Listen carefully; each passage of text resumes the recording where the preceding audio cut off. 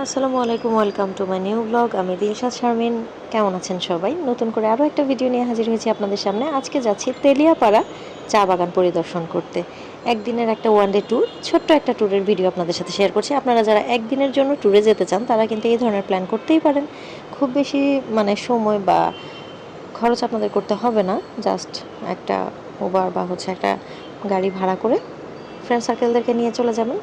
সকাল সকাল 9টা-10টার দিকে চলে গেলে আপনারা কিন্তু বিকেল 4টা-5টার মধ্যে ব্যাক করতে পারবেন। এটা হচ্ছে মাধবপুরে অবস্থিত, সিলেট জেলায়। আপনারা একদম সিলেটে বা শ্রীমঙ্গল ঢোকার আগেই এটা পেয়ে যাবেন। আমি সকাল 9টার দিকে রওনা দিয়েছিলাম, সাথে ছিল আমার আরও 3জন ফ্রেন্ড। আমরা জাস্ট চা বাগান দেখার জন্য বেশ কিছু ছবি তুলেছি এবং কিছু ভিডিও করেছি। সেই সাথে এই ছোট্ট ব্লগটা করার জন্য মূলত গিয়েছিলাম। তো উজান ভাটি রেস্টুরেন্টে খেতে ইচ্ছা করতেছিল অনেক দিন যাবো, তো ভাবলাম যে উজান ভাটি রেস্টুরেন্টে খেয়ে তারপর চা বাগানটা দেখে আসি। যেহেতু আমি কিছুদিন আগেই সাজেক থেকে এসেছি, হাতের অবস্থা একদমই খালি, পকেট খালি। তার উপর আবার সময়ও খুব বেশি ছিল না আমার হাতে। শুক্রবার শনিবার 2 দিনই আমার হাতে টাইম থাকে। তো আমি শুক্রবার দিন চলে গিয়েছিলাম সকাল সকাল। এখন অলমোস্ট 10টার মতো বাজে। এখানে আপনারা হয়তো দেখতে পাচ্ছেন, মাধবপুরে ঢুকতেই এই মোড়টা আপনারা পাবেন। মোড়টা আমার কাছে খুব সুন্দর লেগেছে, অনেক প্রশস্ত একটা জায়গা, গাছগুলো সুন্দর লাগছিল। তো ভাবলাম এই জায়গাটার ভিডিও করে নেই। আপনারা যারা এদিক দিয়ে গিয়েছেন, সিলেটের দিকে যেতে কিন্তু এই রাস্তাটা আপনাদের চোখে পড়বে। তো তেলিয়াপাড়া একটা অনেক বড় বট গাছ আছে, বট গাছটা খুব সুন্দর, সেটা দেখতে যাচ্ছি। আর সেই সাথে চা বাগান দেখতে যাচ্ছি। নর্মালি আমরা সিলেটের দিকে গেলে কিন্তু পাহাড়ি চা বাগানগুলোই দেখি। তো আমি উজানভাটিতে নেমেছি, নেমে হালকা স্ন্যাক্স নিয়েছিলাম এবং সেই সাথে একটা কোল্ড ড্রিঙ্কস নিয়েছিলাম। যেহেতু আমি আসার সময় খাবো, তাই যাওয়ার সময় খুব একটা ভারী কিছু খাইনি। খাওয়া দাওয়া শেষ করে আমরা একটু রিফ্রেশ এর জন্য দাঁড়িয়েছিলাম। ওয়াশরুম, তারপর আপনাদের যে টুকটাক খানা দানার ব্যবস্থা, এগুলো সব ওখানে ছিল। ওখানে শেষ করে আমি খুব সুন্দর একটা ভিউ দেখতে দেখতে যাচ্ছিলাম। আকাশে মেঘ ছিল এবং ক্যামেরায় মেঘটা এবং নদী এত সুন্দর লাগছিল। সেই সাথে খুব ঠান্ডা একটা পরিবেশ ছিল। বৃষ্টি হওয়ার ঠিক আগ মুহূর্তে যেমনটা থাকে, বৃষ্টি হবে হবে ভাব, কিন্তু ফাইনালি বৃষ্টি আর হয়েছিল না। তো যাই হোক, গরমটাও কম ছিল। আমরা ভিডিও করতে করতে যাচ্ছিলাম এবং আমার ফ্রেন্ডরা সবাই ব্লগার।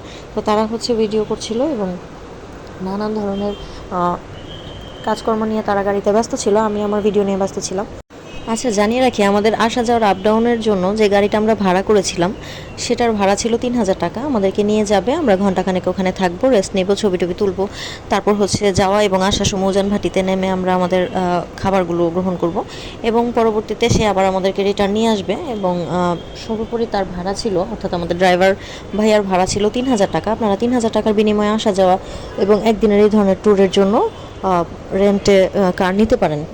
যাই হোক, মাধবপুরে গিয়েছিলাম। সিলেটের দিকে যাওয়ার ইচ্ছা ছিল, কিন্তু সময় সাপেক্ষতা এবং সময়ের স্বল্পতা এবং আমাদের যে আর্থিক অবস্থা খারাপ ছিল, খুব একটা হাতে টাকা ছিল না, তাই আমরা মাধবপুর থেকেই ঘুরে এসেছি।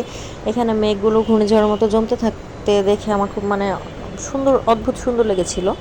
যাই হোক, আপনারা কে কোথায় ট্যুরে যাচ্ছেন, ঈদ পরবর্তী সময় কে কোথায় গিয়েছেন, ছোট ছোট ব্লগ ভিডিও করে কিন্তু আমাদের সাথে শেয়ার করতে পারেন। আপনাদের রিলসগুলো শেয়ার করলে আমাদের ভালো লাগে দেখতে। আমরা বিভিন্ন ধরনের আইডিয়া পাই এবং অনেক ইনফরমেশন পাই, যেগুলো আমাদের জন্য হেল্পফুল হয়। যারা ব্লগার বা যারা ট্রাভেলার আছি, ট্রাভেল ফ্রিক যারা আমার মতো আছেন, তাদের হয়তো অনেক আইডিয়া আসে।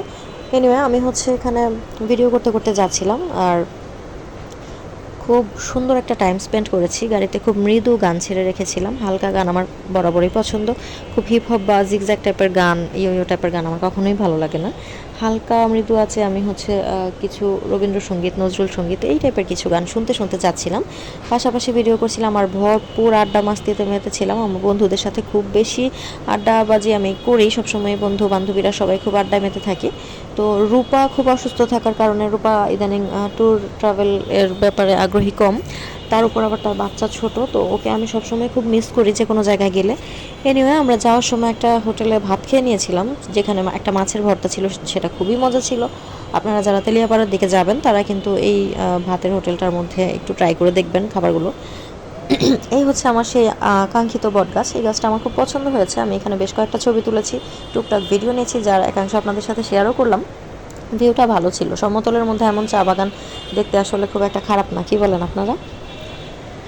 তো যাই হোক, যেতে যেতে হচ্ছে আমি খুব সুন্দর দৃশ্য দেখতে দেখতে যাচ্ছিলাম। মানে ইট পাথরের নগরে এই বিল্ডিংয়ের মধ্যে দালান কোঠার ভিড়ে থাকতে থাকতে কেমন যেন যান্ত্রিক মনোভাব হয়ে যায়, মন মানসিকতা কেমন যেন জমাট বেঁধে যায়। তো মাঝে মাঝে আমার একটু প্রকৃতির সান্নিধ্যে না আসলে কেমন যেন দম বন্ধ লাগে, একঘেয়েমি চলে আসে জীবনে।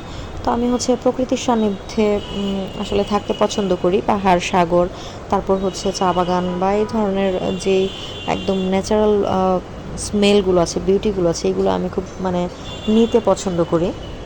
আমি একটু সময় পেলেই বা হাতে কিছু টাকা হলেই আমি কিন্তু ট্যুরের উদ্দেশ্যে বেরিয়ে পড়ি। আপনারা হয়তো আমার ব্লগ ভিডিও দেখলে বুঝতে পারবেন। তো জানি না এটা কেমন, কিন্তু আমার কাছে মনে হয় অন্য কোনো কিছু নিয়ে ব্যস্ত থাকা, ডিপ্রেসড থাকা বা হতাশ হয়ে পড়ে থাকার চেয়ে ঘুরে নিজের দেশটা দেখা, নিজের দেশের সৌন্দর্যগুলো উপভোগ করা বা প্রকৃতির কাছাকাছি থাকা ভালো, মানে অপশন হিসেবে ভালো। বাই দ্য ওয়ে, এটা হচ্ছে তেলিয়াপাড়া ঢুকতে একদম হাতের ডানে এবং বামে আপনারা এই চা বাগানটা পাবেন, যেটা একদম সমতলে অবস্থিত। চা বাগানের সৌন্দর্যের কথা আসলে বর্ণনা করার কিছু নাই।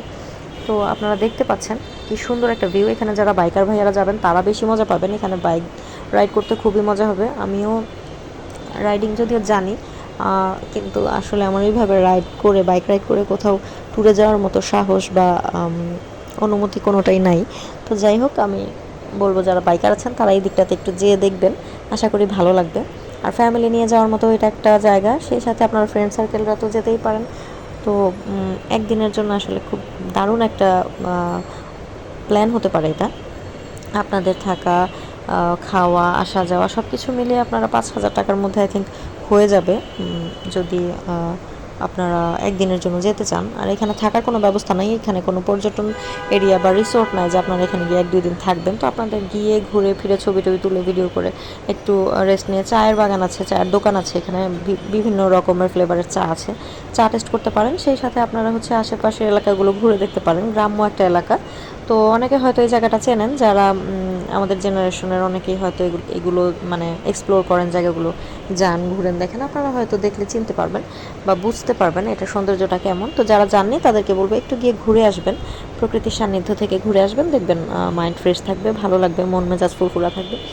যাই হোক, আমার আজকের ব্লগ আসলে মূলত তেলিয়াপাড়া চা বাগানটা আপনাদেরকে দেখানো এবং যারা জাননি তাদেরকে জানানো যে আপনারা 3,000 থেকে 4,000 টাকার মধ্যে কিন্তু একদিনের এরকম একটা প্ল্যান করতে পারেন। গাছটা আসলেই সুন্দর। আমার ক্যামেরায়, মানে ফোনের ক্যামেরায় আমি ঠিকমতো হয়তো ভিডিওটা করতে পারিনি।